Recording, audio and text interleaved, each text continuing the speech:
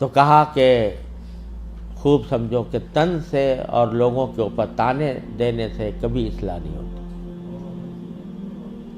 پیغمبرانہ اسلوب یہ ہے کہ اگر پیغمبروں کو گالی بھی دی جاتی ہے تو وہ گالی کا جواب گالی سے نہیں دیتے۔ پیغمبر حضرت ہود علیہ السلام کو کہا جا رہا ہے کہ انا لنراک فی صفاحۃ و انا لنظنک من الکاذبین، ہم آپ کو دیکھ رہے ہیں بیوقوف آدمی ہیں، پیغمبر کو کہا جا رہا ہے، اور ہم جانتے ہیں اب جھوٹے آدمی ہو۔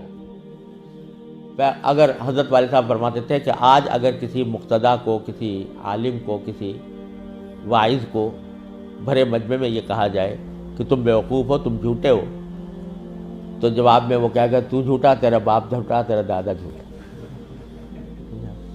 لیکن پیغمبر کیا جواب دیتا ہے کہ یا قوم لیس بی صفاحۃ ولکنی رسول من رب العالمین، میری قوم میں بیوقوف نہیں ہوں، مجھے پر رب العالمین نے تمہارے پاس بھیجا ہے، تمہاری پیغام دے کر بھیجا ہے، میں تمہارے پاس پیغام لے کر آیا ہوں۔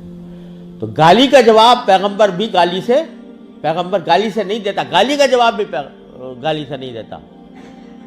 موسیٰ علیہ السلام کے پاس کو بھیج جا رہا ہے فرعون کے پاس، موسیٰ اور ہارون علیہ السلام کو، اور اللہ تعالیٰ کو معلوم ہے کہ فرعون جیسا سرکش آدمی، لیکن ان کو جو تعلیم دی گئی موسیٰ اور ہارون علیہ السلام کو یہ دی گئی کہ قولا لہ قولا لینا، ان کے سامنے، فرعون کے سامنے نرم بات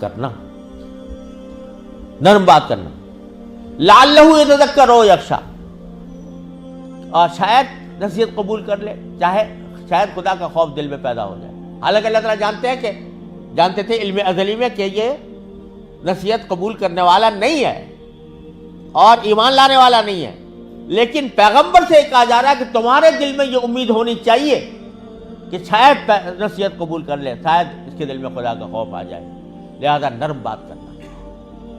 تو یہ کہاں سے تم نے سیکھ لیا کہ مخالفین کے اوپر طعن و تشنیع اور الزام تراشی اور فکر کسنا، یہ کہاں سے سیکھ لیا؟ پیغمبروں کا طریقہ یہ نہیں تھا۔ لہذا حضرت والد ماجد قدس اللہ تعالیٰ سرہ نے فرمایا کہ ادھیڑو اس کتاب کو۔ الحمدللہ میں نے بات دل میں اتر گئی، اور الحمدللہ میں نے پھر پوری کتاب کو از سر نو لکھا اور وہ سارے فکر اس میں حذف کیے۔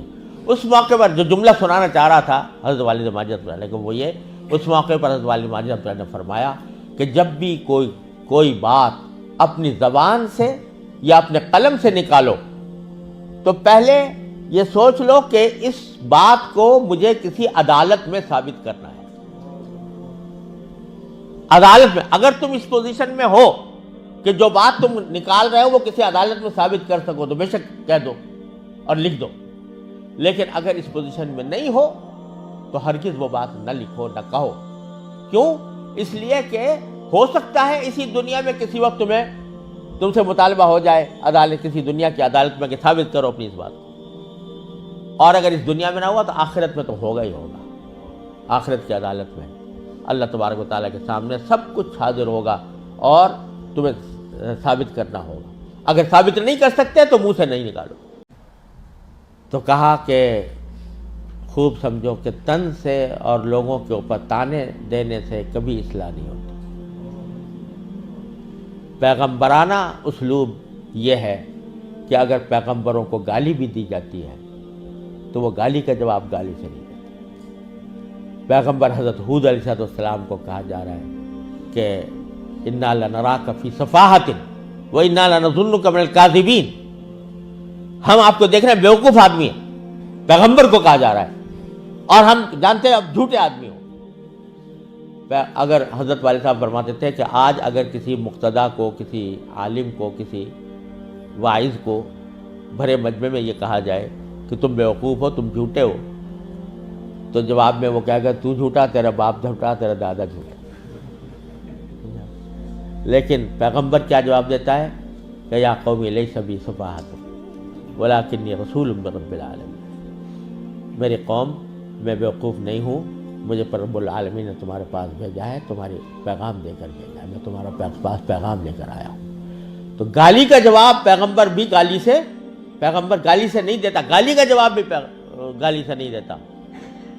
मूसा अलैहिस्सलाम के पास को भेज जा रहा है फिरौन के पास, मूसा और हारून अलैहिस्सलाम को।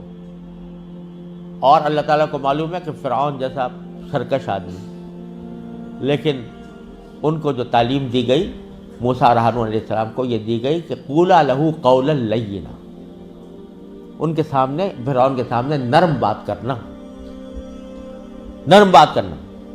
लअल्लहु यतज़क्करु औ यख्शा, और शायद नसीहत कबूल कर ले, चाहे शायद खुदा का खौफ दिल में पैदा हो जाए। हालांकि अल्लाह ताला जानते थे इल्म अज़ली में कि ये नसीहत कबूल करने वाला नहीं है और ईमान लाने वाला नहीं है, लेकिन पैगंबर से कहा जा रहा है कि तुम्हारे दिल में ये उम्मीद होनी चाहिए कि शायद नसीहत कबूल कर ले, शायद इसके दिल में खुदा का खौफ आ जाए, लिहाजा नरम बात करना। तो ये कहाँ से तुमने सीख लिया कि मुखालिफिन के ऊपर तान और तशनी और इल्ज़ाम तराशी और फ़िक्र कसना, ये कहाँ से सीख लिया? पैगंबरों का तरीक़ा यह नहीं था। लिहाजा हज़रत वालिद माजिद क़द्दसल्लाहु ने फरमाया कि उधेड़ो इस किताब में। अल्हम्दुलिल्लाह मैंने बात दिल में उतर गई और अल्हम्दुलिल्लाह मैंने फिर पूरी किताब को असर नौ लिखा और वो सारे फ़िक्र उसमें हज़्फ़ किए। उस मौके पर जो जुमला सुनाना चाह रहा था हज़रत वालिद माजिद को, वो ये, उस मौके पर हज़रत वालिद माजिद ने फरमाया कि जब भी कोई बात अपनी ज़बान से या अपने कलम से निकालो तो पहले ये सोच लो कि इस बात को मुझे किसी अदालत में साबित करना है।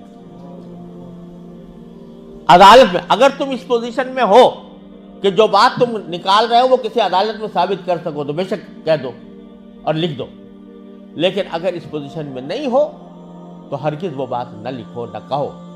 क्यों? इसलिए कि हो सकता है इसी दुनिया में किसी वक्त तुमसे मुतालबा हो जाए अदालत, किसी दुनिया की अदालत में कि साबित करो अपनी इस बात को, और अगर इस दुनिया में ना हुआ तो आखिरत में तो होगा ही होगा। आखिरत की अदालत में अल्लाह तबारक व तआला के सामने सब कुछ हाजिर होगा और तुम्हें साबित करना होगा। अगर साबित नहीं कर सकते तो मुंह से नहीं निकालो।